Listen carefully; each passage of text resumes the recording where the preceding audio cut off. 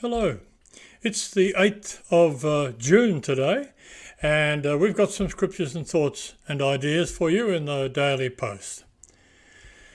We begin with the scripture today from Colossians chapter 2 and verse 8.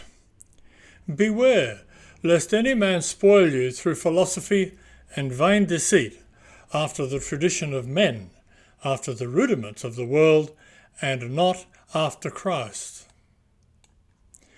If you're reading the Bible in a year today, 2 Chronicles chapters 30 and 31 and John chapter 18 verses 1 to 18. The thoughts of the day. God answers prayers because he has promised that he would, not because you make promises to him. It is unwise to be too sure of one's own wisdom. It is healthy to be reminded that the strongest might weaken and the wisest might err. The weak can never forgive. Forgiveness is the attribute of the strong.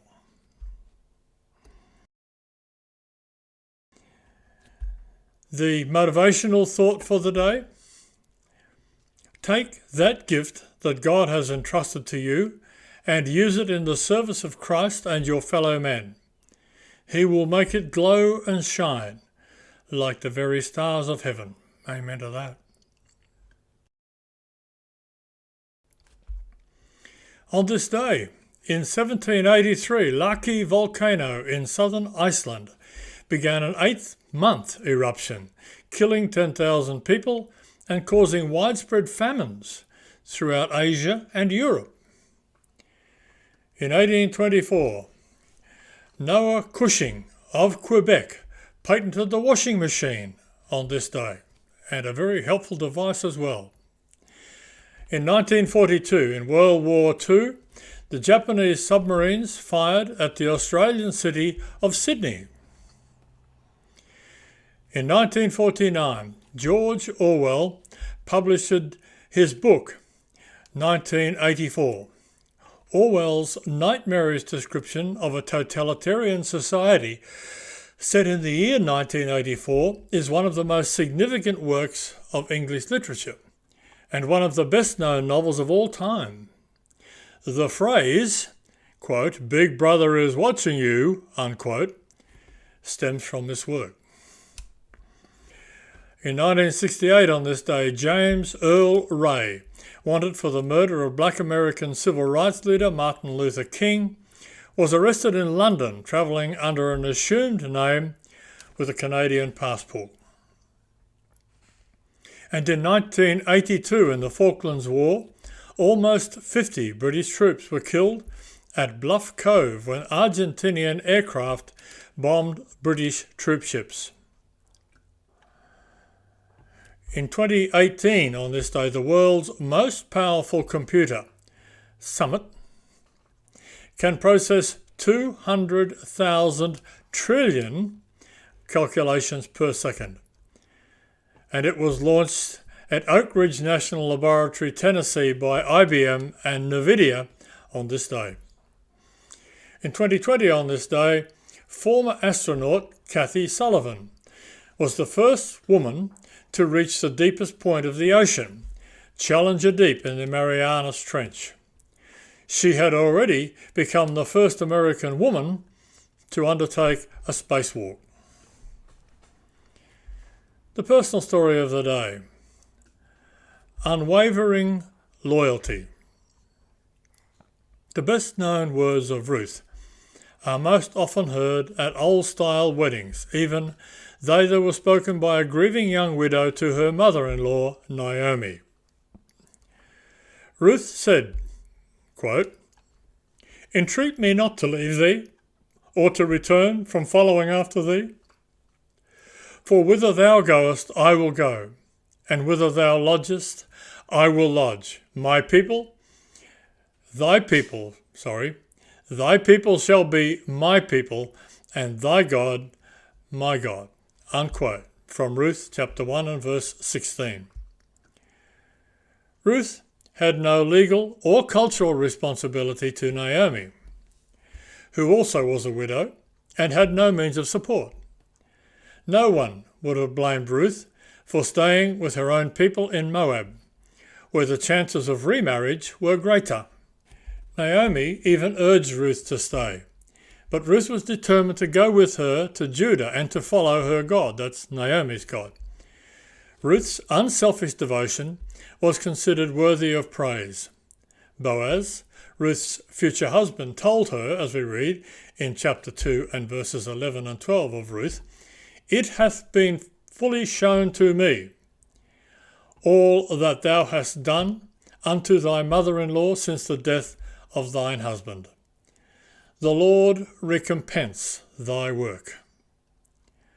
Promises spoken at a wedding are full of hope and meaning, but Ruth's words have survived the centuries because of her unwavering commitment to God and a person in need. She points us to the value of loving sacrifice for the Lord and to his rich blessings on all who give themselves unselfishly to others. Praise him for that. That's a wonderful story, the book of Ruth. The devotional thoughts of the day.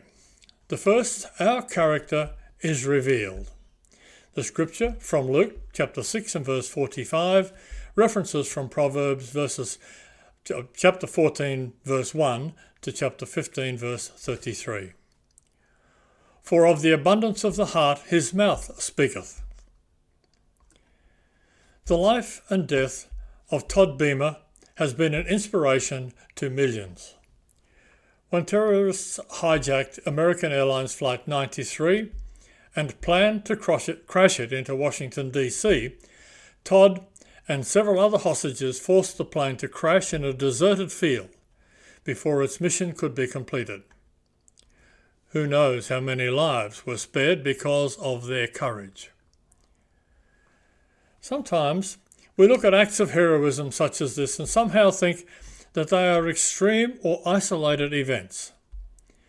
But as people who knew Todd reflected on his life, it became apparent that his actions were entirely consistent with his overall character.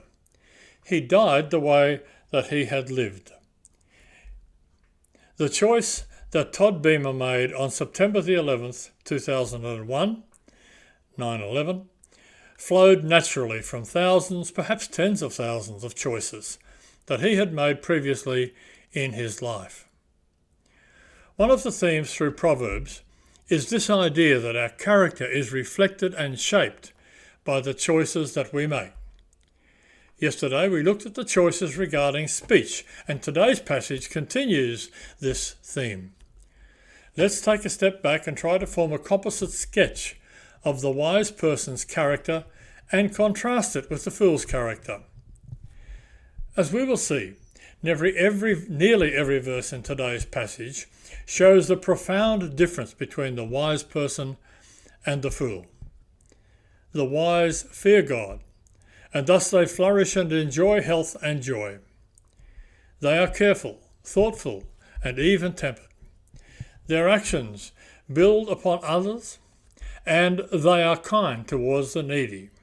They work hard and prosper, and they are a delight to their family. Now consider the foolish. They despise or dismiss God and experience his reproof. They are impulsive, impatient, and quick-tempered. Their actions tear down others, and they oppress the poor. They are lazy and bring shame upon their families. What a difference!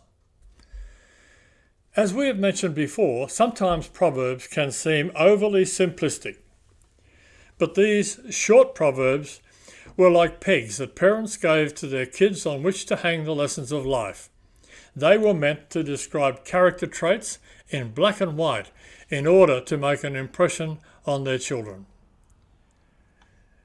Our true character is revealed in actions and speech. Yesterday we focused on the impact of our words, but today's passage pushes us to consider how both our speech and our actions reveal our character. Another worthy thought process for today. The second thought, seek God first. The scripture is from 2 Chronicles chapter 16 and verse 8. Were not the Ethiopians and the Lubims a huge host, with very many chariots and horsemen? Yet, because thou didst rely on the Lord, he delivered them into thine hand. Too often, we get caught up in doing our own thing and forgetting that God is patiently waiting for us to remember that he is there. Not until we get into trouble or decide we can't go it alone will we stop and ask God for help or guidance. King Asa initially relied on the Lord, and God had carried him through. But he got perhaps a little bit full of himself and thought he could carry on in life by himself. And he made a league with the king of Syria, a fleshly man, instead of depending on God as he had done previously. So he was given a reproof by the prophet of God for distrusting God and not relying on his goodness and power. He was left to himself to do whatever he wanted, to abuse whatever power he had, to rot in his own deceitfulness. How many times have we, as Christians, thought we could go it alone, and during our misgivings, came across things that really brought us down? It made us realize that without God, there is nothing. He has the power to deliver, and he keeps us from our troubles. But if we blatantly refuse to listen to him, then he will let us go our merry way and reap whatever we have sown. King Asa went his own way, and a few years later he was diseased in his feet for persecuting the prophet of God, who was only delivering a message to which King Asa should have listened. He paid with his body for not relying on God for what only he can give. We need to watch closely and be careful to be faithful to God in our faith, our patience, and our obedience. Praise the Lord for those wise words. The facts of the day. Only 16 Concorde aircraft were ever made. The last was made in 1980. On New Year's Eve, 1994, one Concorde plane carried wealthy revellers on a 32-hour trip to nowhere. These travellers, who paid $23,000 apiece at that time, rang in the new year twice because they crossed the international dateline twice. Brazil is a land with a lot of big creatures. It is home to the world's largest snake, the anaconda, which can measure up to 35 feet or 10.5 metres in length. The largest spider, the largest rodent, the capybara, a sort of guinea pig the size of a police dog, and the world's largest ant. The closing thought for the day. Be thankful that the kids are home, lying about watching TV. They could be on the streets. Another very wise thought and a very wise piece of advice. Thank you for being with us today. We do hope that the Daily Post will be helpful and uplifting through this day, and we hope that you'll join us again tomorrow. In the meantime, may the Lord bless your day. Bye for now.